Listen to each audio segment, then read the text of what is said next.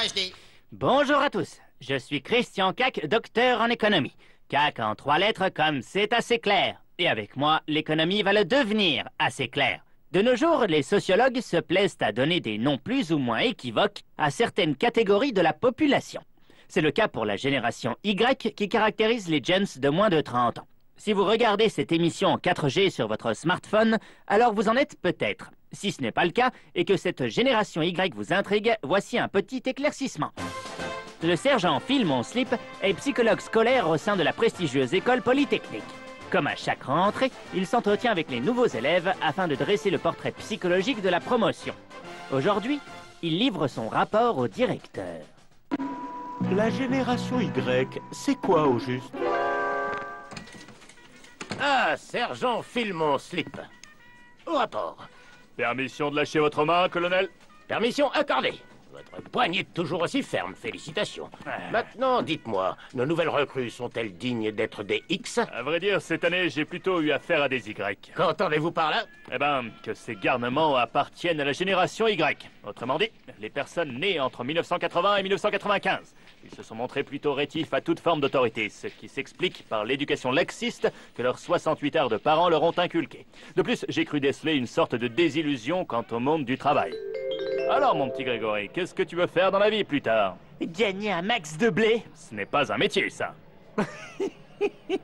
Un métier. Tu n'as pas de hobby? Bien sûr que si, et qu'est-ce que tu crois? J'en ai plein. Et en plus, j'ai déjà tout prévu. J'ai créé plusieurs sites porno en streaming. Rien qu'avec les bannières de pub, je me fais 4 fois ton salaire mensuel en 2 jours. Alors tu vas pas m'apprendre la vie? Phil, vous allez me transmettre le nom de ces sites internet. Je dois vérifier ces informations. Roger, colonel. En tout cas, cela prouve bien qu'ils sont très à l'aise avec les nouvelles technologies. J'ai également fait des recherches pour tenter de découvrir les origines de cette appellation Génération Y. Pour cela, j'ai fait appel à un spécialiste. Bienvenue. Simer, mettons-nous au boulot. Pour commencer, j'ai découvert que la génération Y vient après la génération X, qui concerne les personnes nées entre 1965 et 1980. Attendez, pas trop vite, je prends des notes. Ensuite, la lettre Y évoquerait le mot Y, en anglais. Pourquoi?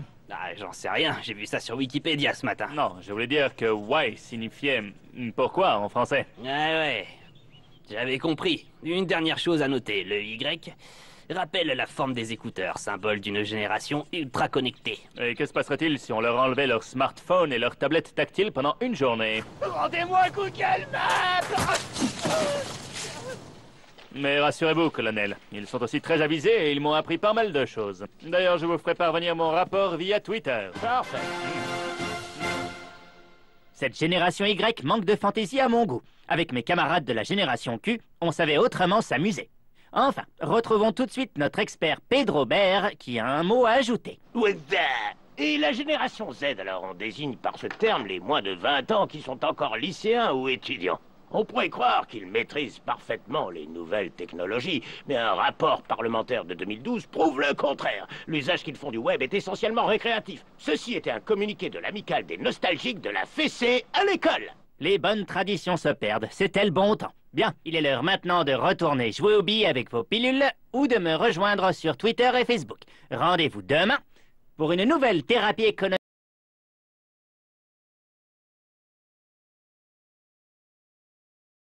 du